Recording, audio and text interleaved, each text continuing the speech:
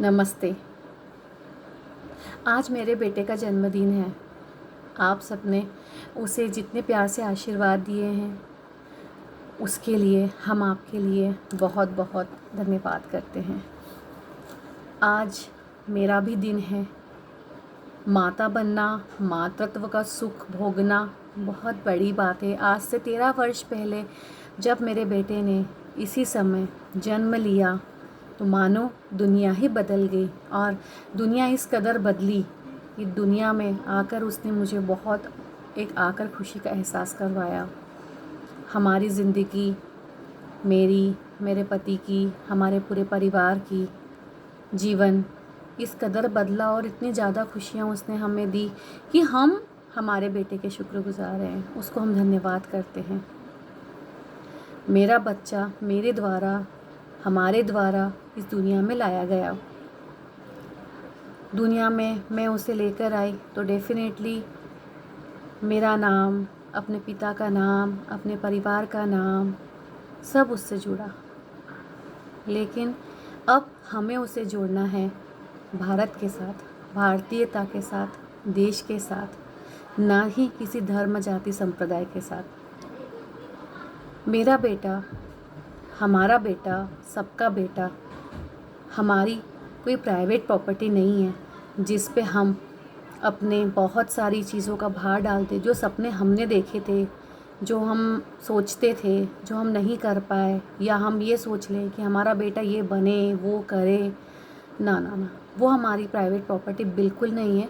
हम मात्र एक जरिया थे एक ज़िंदगी को इस दुनिया में लेकर आने के लिए।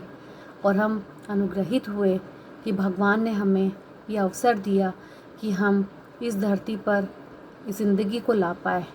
अब ये ज़िंदगी अगली पीढ़ी है, ये अगली पीढ़ी फिर अगली पीढ़ी को जन्म देगी, जो कि एक सृष्टि का बहुत बड़ा नियम है। उसी के चलते हमें हमारे बच्चे को ये सिखाना होगा कि वो सबसे पहले अपने देश के बारे में सोचे, अपने धर्म, जाति, संप्रदाय, रंग भेद से ऊपर उठ के सबसे बड़ी बात कि वो लिंग भेद से बचे। आज मैं बेटे की माँ हूँ, मुझ पे जिम्मेदारियाँ कई गुना ज़्यादा बढ़ जाती है। जी हाँ, सोचने में ऐसा लगता है कि एक माँ की जो भूमिका है एक बेटी की ज़िंदगी में बहुत महत्वपूर्ण हो जाती है और बेटी को बड़ा करना बहुत ही कठिन माना जाता है। लेकिन आजकल के या पुराने भी हम समय को ले तो ऐसा महसूस होता है कि नहीं, हम जो लड़कों की माएँ हैं, दूसरा भी मेरा बेटा है और हमारे घर में बेटे ही बेटे हैं। हम 5-6 बेटों वाली हमारा परिवार है और उसी के चलते ये बात महसूस होती कि हम पे आज कितना बड़ा एक ये भार है कि हम हमारे बच्चों को लिंग भेद से हट के उन्हें जिस प्रकार से हम पैरों पे खड़ा कर रहे हैं, तो हमारे बेटे घर का भी काम करें।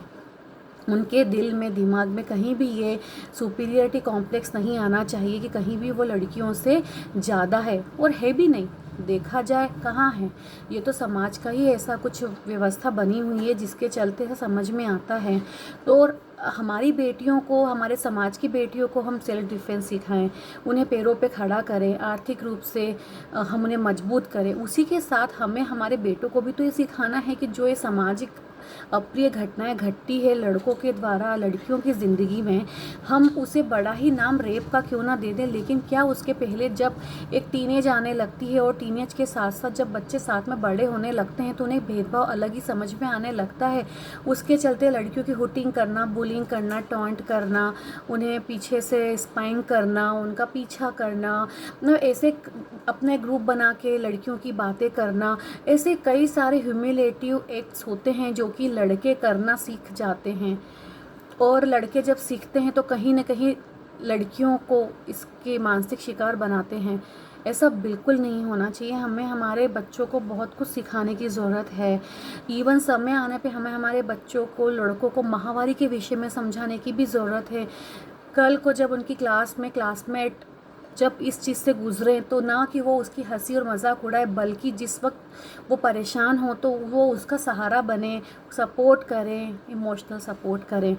यहाँ से जो बात शुरू होगी अब वो आगे जाके इस प्रकार से हो। अगर हमारे बच्चे आज ही इस